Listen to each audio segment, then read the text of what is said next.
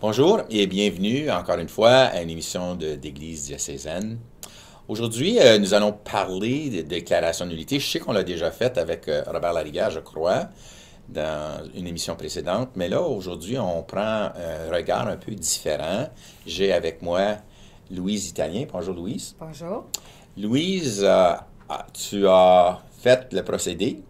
Oui. OK. Alors moi, quand je rencontre des gens, pour leur expliquer un peu ce que c'est une déclaration de nullité, je prends toujours l'exemple de procédure de cour. Alors, si jamais on est traduit en justice devant la cour, on présume que l'accusé est innocent ou innocente. Et il faut prouver que la personne est coupable. Alors que dans la procédure de déclaration de nullité, on fait le contraire. On présume que tu es coupable d'être marié et il faut voir si dans le cas particulier devant nous, les personnes seraient innocentes. La raison qu'on fait ça, c'est parce qu'on prend pour acquis que chaque fois qu'un sacrement est célébré, le sacrement est valide. Et pour qu'il y ait sacrement, il y a toujours des conditions qui sont nécessaires. Alors, parce que faut chercher, de cette façon-là, hein, ça nous oblige de montrer qu'au départ, il y avait des cracks, si vous voulez, des failles dans les conditions, de sorte que quand les cracks grossissent, les choses éclatent. Okay? Alors ça, c'est la première chose. Aussi, on prend pour acquis que les gens se marient à vie. Es-tu d'accord avec ça? Oh, mon Dieu, oui. Bon, mais l'expérience humaine nous montre que pour toutes sortes de raisons, il y a des mariages qui éclatent. Alors, comment est-ce qu'on arrive à rendre justice dans des situations semblables avec au départ l'idée que tout mariage est bon? Alors, la déclaration de nullité, donc, est une démarche entreprise pour l'Église pour venir au secours de personnes où le mariage n'a pas réussi, pour voir si, justement, il manquait quelque chose qui faisait que même si on a célébré le mariage, de fait, dès le début, il était fautif, il n'existait pas. Alors, c'est ça qui est la prise de position de l'Église, mais c'est parce qu'il y a une cohérence dans toute la démarche. Okay? Et Louise a accepté de venir nous parler un petit peu de ce qu'elle a vécu, elle, en entreprenant cette démarche. Je la remercie beaucoup. Bien, bien. Alors, Louise, toi, au départ, tu t'es mariée. Tu as été mariée combien d'années? On s'est mariés en 86 et j'ai fait les démarches officielles pour le divorce en 2006. Alors, Mais c'était en 94 que j'ai vu que ça irait plus. il y avait quelque chose qui il y fonctionnait avait quelque chose très sérieux. Et puis, dans mon cas, j'avais pas de chance. Mhm. Il y en a d'autres, comme si c'est un couple, puis il y en a un qui trouve quelqu'un d'autre, une autre conjointe. Il y a une chance que peut-être qu'ils vont se remettre ensemble, mais dans mon cas, il n'y avait pas de chance. Il y avait quelque chose de fondamentalement. Oui, c'était brisé. Les liens étaient brisés, c'était, comme je te dis, dans mon cas, c'était tout de sa manière. C'était l'abus. C'était pas seulement l'abus mental, physique, mental, mais financier aussi. Puis, il n'y avait plus de chemin à faire. Okay. C'était... je reculais à la place d'avancer. Okay. Donc, à ce moment-là, tu as dit 94, ça faisait 8 ans à peu près que vous étiez mariés. Mais ça allait pas trop bien en 94. C'est là que, une fois qu'il m'a annoncé qu'il ne voulait plus être avec moi, il y avait quelqu'un d'autre, c'était final. Okay. Il n'y avait plus d'organiser. OK. Bon. Et puis là, avez-vous continué à vivre ensemble avant que finalement il y ait une séparation? On vivait dans la même maison, mais moi j'étais en haut, puis lui était en bas. Chacun de son côté. On était chacun dans notre propre chambre. Il n'y avait plus, on ne se tenait même pas la main, comme on dit. Okay. Il n'y avait plus rien. Alors, c'était clair que Clair et précis que ce mariage-là était était, comme on dit en anglais, doomed from the beginning. OK. C'est qu'il n'a pas été honnête avec lui-même. Alors, en n'étant pas être honnête avec lui-même, il ne pouvait pas avancer. C'est drôle que tu dis ça, parce que moi, quand je rencontre les gens en préparation de mariage, je leur dis toujours aux deux, il y a 2 garanties au mariage. Et les 2 garanties, c'est vous deux. Et chacun doit d'abord être honnête avec lui-même, elle-même, parce que s'il n'y a pas d'honnêteté de ce côté-là, Oui. il sera très difficile, sinon impossible, d'être honnête avec l'autre. Alors là, OK, vous avez fait chambre à part un peu de temps, finalement, vous êtes arrivé à une séparation. Oui, on vivait séparés dans la maison. Lui faisait ce qu'il voulait, moi je faisais ce que je voulais. Je prenais soin des enfants, la maison. J'étais comme une veuve manquée. C'est ça que je m'appelais. Une veuve en préparation. Oui. OK. Même si son physique était dans la maison, on n'était pas ensemble. OK. Alors là, finalement, arrive la décision de se séparer officiellement. Oui. Vous allez à travers le divorce.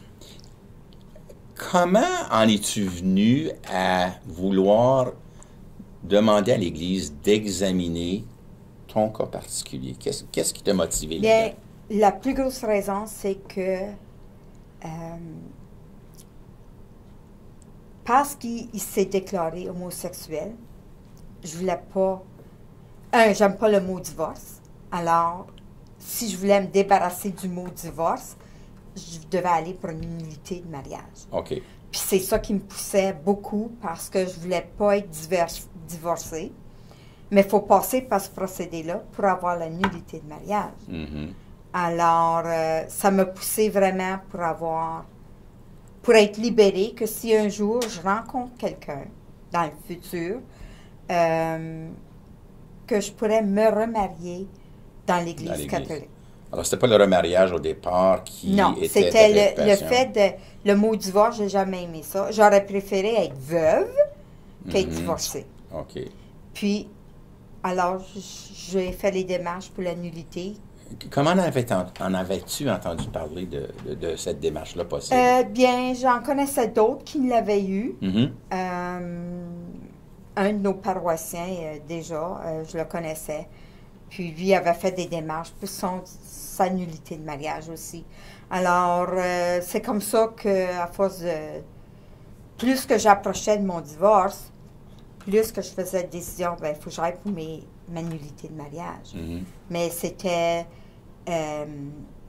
assez difficile parce que je ne savais pas où me brancher pour commencer le processus. Sur quelle porte ton frère? Oui, justement. OK. Puis là, quelqu'un me dit, bien, va au diocèse ici, puis il y a quelqu'un qui va prendre soin de toi. Alors, je suis venue, puis j'ai cherché des papiers, même avant d'aller en cours pour mon divorce.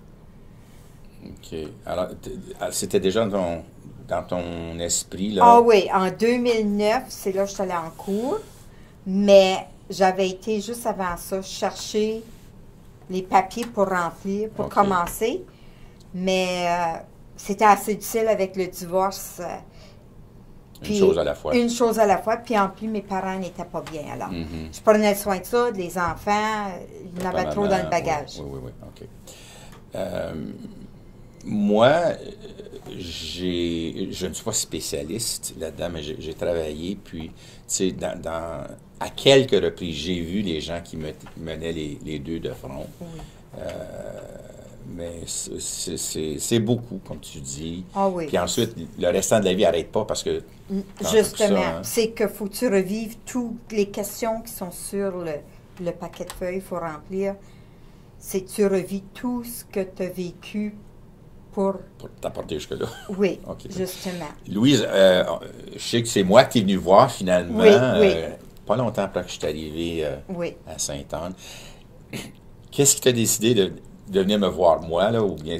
Bien, je ne savais pas si j'allais sur la bonne route. Comme si les papiers je remplissais, c'était pour me donner la nullité. Je voulais pas jouer avec les réponses puis dire, ah, mais si j'aurais dit ça à la place, peut-être je l'aurais eu plus vite. Mais en étant que la vie va comme elle va, avec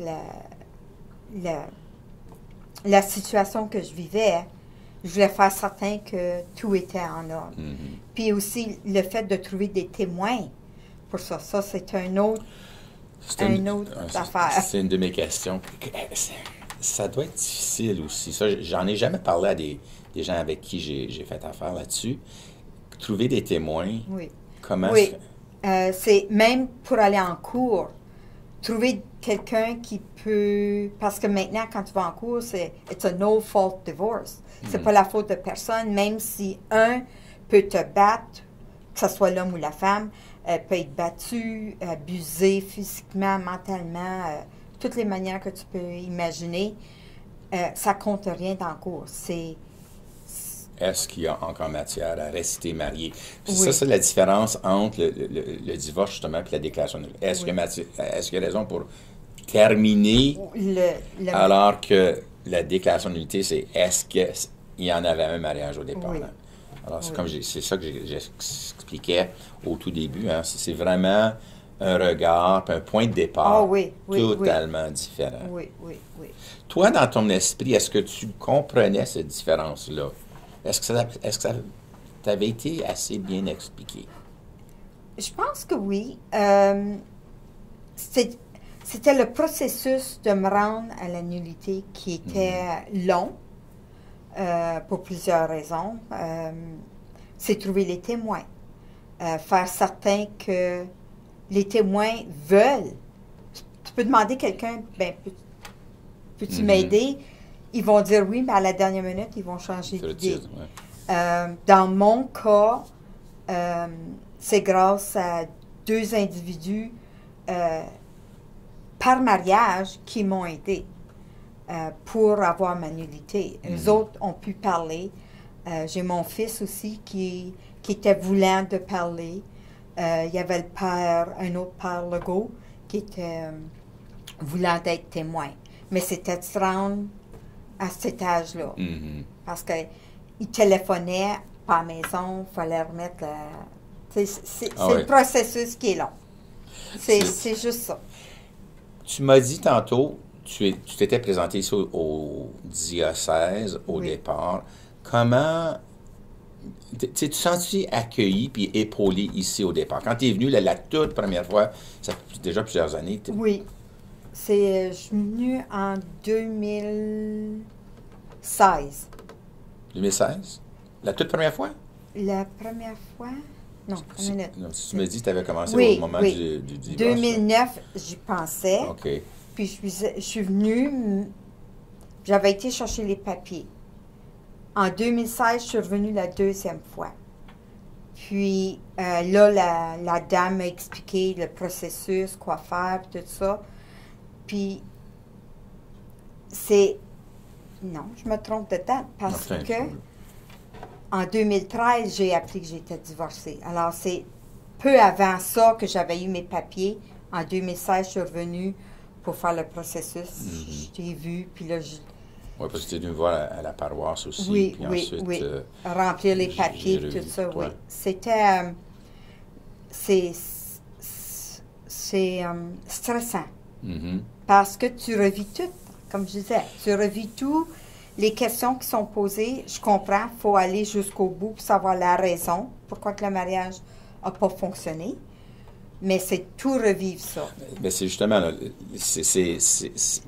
c'est personnel et c'est détaillé, mais c'est ça, on cherche, comme je t'ai dit, les cracks. Les cracks dans l'histoire, oui.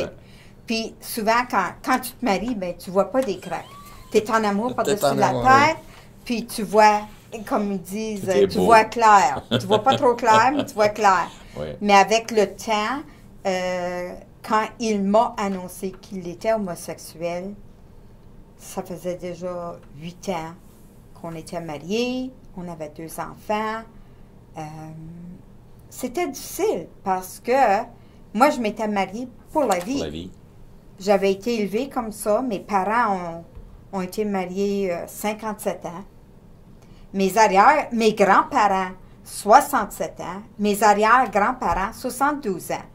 Alors, moi, je voulais battre le record, mais je ne l'ai pas battu. Je peux te dire très honnêtement, Louise, que les gens que moi je rencontre quand on prépare un mariage, les gens veulent que ça soit un mariage durable. Alors, de ce côté-là, tu es dans le normal. Oui. Les gens, quand ils décident d'entreprendre cette étape-là, c'est parce qu'habituellement, ils se sentent assez bien. Habituellement, je dis bien.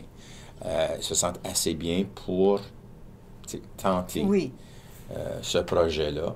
On parle toujours aussi d'un projet de mariage. Alors, sans Oui. savoir Ben, que c'est à deux, c'est pas oui, juste à un. justement. Puis, tu sais, on a parlé tantôt de l'honnêteté fondamentale au départ.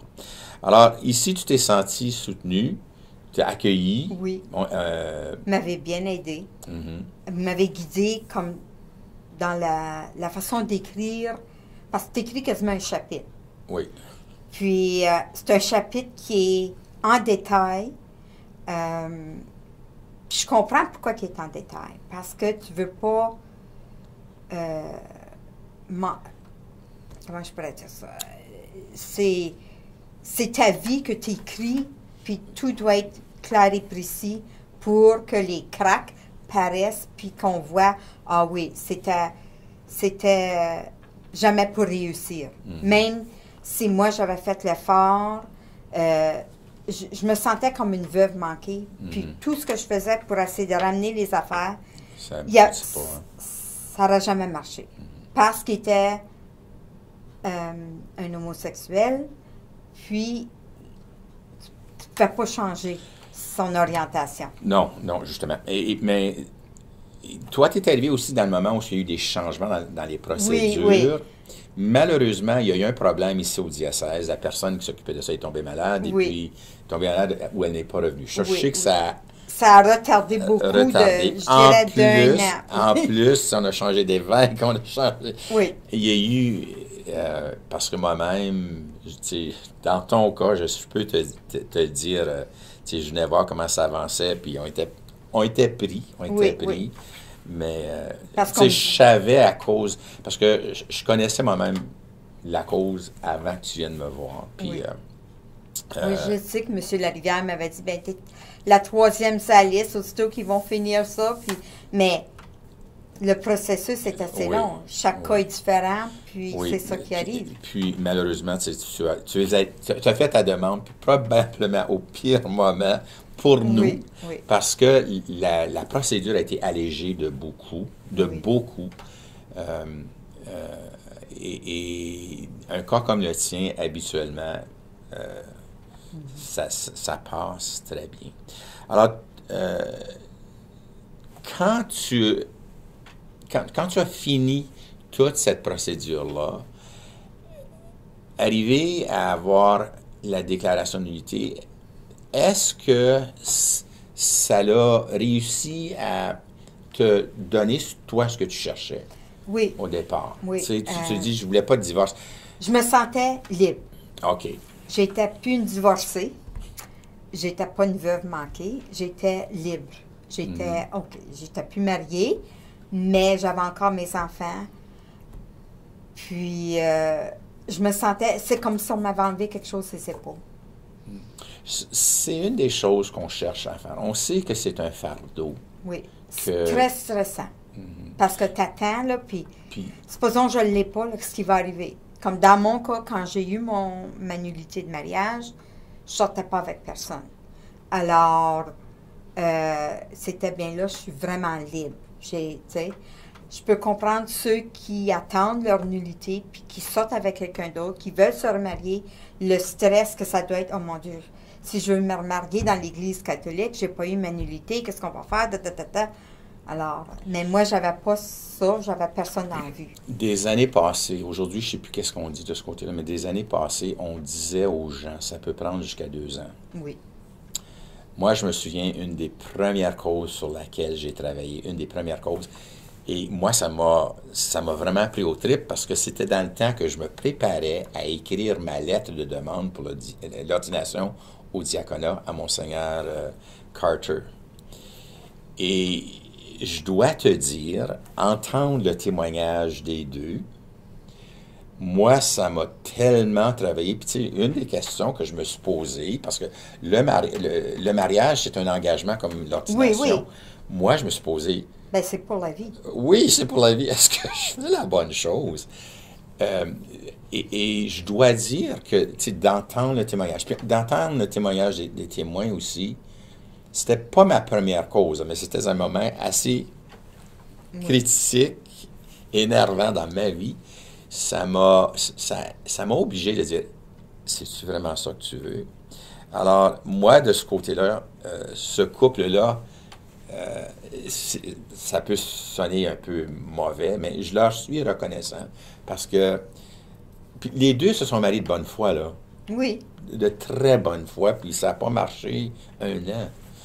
Euh, Puis, tu sais, mais ça m'a aidé, moi, à regarder, parce que ce à quoi je voulais m'engager, c'était aussi compromettant pour moi, comme personne, Oui. pour la vie, que ça l'est pour un homme et une femme qui veulent se marier à vie. Alors, tu sais, ça m'a vraiment dit, assis-toi, mon petit gars, puis pense-y comme il faut, là. Oui. Tu sais. Alors, je sais que tu as été prise à un moment fâcheux. Normalement, toute la démarche serait allée plus vite, puis on ne sait pas quand les gens peuvent tomber malades, là, on Oui. n'a pas fait exprès. Puis trouver des gens qui sont capables de faire le travail et les entraîner et tout, ça prend du temps. Mais tu m'as dit tantôt, maintenant, tu te sens libéré, tu te sens libre, tu te sens soulagé. Te sentirais-tu, je dis pas ça qu'on va le faire, là, mais si quelqu'un t'approchait et dit, Louise, toi, tu es allé à travers un animal de mariage, qu'est-ce que tu en penses? Qu'est-ce que tu dirais de ça? Qu'est-ce que tu leur répondrais, c'est-à-dire? Ah, mon Dieu. Si dans ton cœur, tu veux être libre, tu sais qu'il n'y a pas de chance, il y a pas de revenir-y, puis que tu es malheureux ou malheureuse, pourquoi t'abuser de cette manière-là?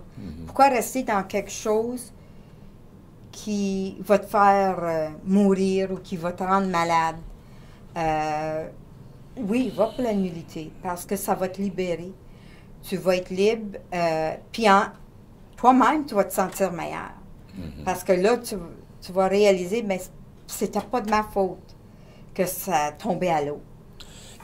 Dans ton cas, Dans mon cas, c'était ça. ouais, je peux pas parler, j'aime pas parler de faute, mais dans bien des cas, c'est pas Des fois, c'est les deux. Des fois, c'est les deux, des fois, c'est ni un ni l'autre. C'est juste Oui, les c'est circonstances. juste les circonstances. Qui font que. Oui. Je sais ce que tu as dit. Tu sais, moi-même, je regarde comme prêtre, je me souviens un des premiers mariages que j'ai accueilli, un des premiers couples. Puis je m'étais posé la question. Pourquoi qu'il se marisse? Es-tu sûr que tu veux le marier, lui? Mais tu sais, tu peux pas brasser le monde. Et puis, tu sais, des fois, tu vois des choses. J'ai un très bon ami prêtre à Montréal qui m'a conté la même chose. Il a rencontré le fiancé de sa nièce, puis je savais que ça ne marcherait pas, mais Oui. tu sais, il dit, puis, finalement, quand ça n'a pas marché, il a demandé à sa nièce. Ben, c'est elle qui a dit, mon oncle, tu savais, hein? Oui, je savais. Puis lui a demandé, si je t'avais demandé, qu'est-ce qui serait arrivé? Elle a dit, je t'aurais pas invité aux noces. Puis je t'aurais peut-être pas jamais parlé. Alors, c'est... Oui. Le gut feeling, des fois, il est là. Ouais, on essaie de quand même éclairer le monde, puis on les pousse à réfléchir, à se regarder. Parce que l'Église veut le bien de tout le monde. Bien oui. C'est ça, moi, mon travail, c'est aider les gens à trouver Dieu, à vivre dans son amitié et tout. Alors, mais dans ton cas, je suis content que ça s'est bien soldé, c'est arrivé à une bonne solution. Toi, maintenant que tu es allé à travers tout ça, as-tu des questions qui n'ont pas été répondues? Bien, pour la nullité, pourquoi faire le divorce avant la nullité? Voici. Ça, c'est quelque chose qui est allé au Canada à un moment donné. Quelqu'un qui a fait demande et l'autre partie ne voulait pas la nullité. Et une fois que la nullité était déclarée, il n'y avait pas eu de divorce. L'Église de ce diocèse-là a été poursuite en justice. Oh. Alors,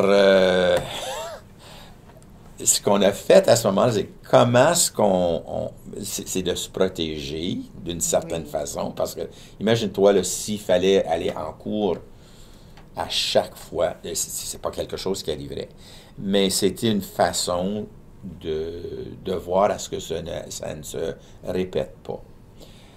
Il y a des pays où ça ne fonctionne pas de même, mais ici au Canada, et c'est pour tout le Canada, suite à cette cause-là, on a mis ça comme procédure. Alors, je te mentionnais tantôt, je connais des couples, moi, avec qui j'ai travaillé, des couples, habituellement, c'est le genre qui te demande. Je connais des personnes qui faisaient les deux de front, mais on leur disait aussi longtemps qu'il n'y a pas le divorce, même si la décision est prise, il n'y a aucun décret qui sera fait.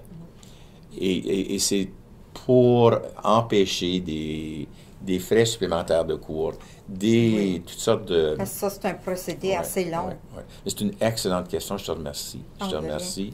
J'espère que j'ai pas été trop invasif dans ta vie, dans ce qui est arrivé. Je te remercie beaucoup d'avoir le courage de nous l'avoir dit. Alors voilà, une témoin de quelqu'un qui est allé à travers une déclaration de nullité. Oui, c'est engageant, mais finalement, c'est pour libérer. Et c'est un bien que l'Église offre là où c'est nécessaire. D'ici la prochaine fois, j'allais à la jeunesse, je vous dis bonjour. Merci d'avoir écouté Église de Cézanne. À la prochaine. Mais pour cela, ne faut-il pas tant de fois apprendre encore à être vrai,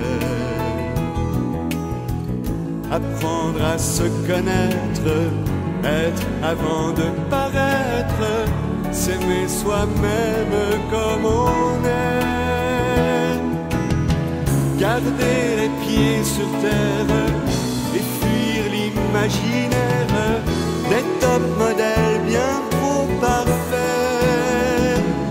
Tous ensemble, il me semble,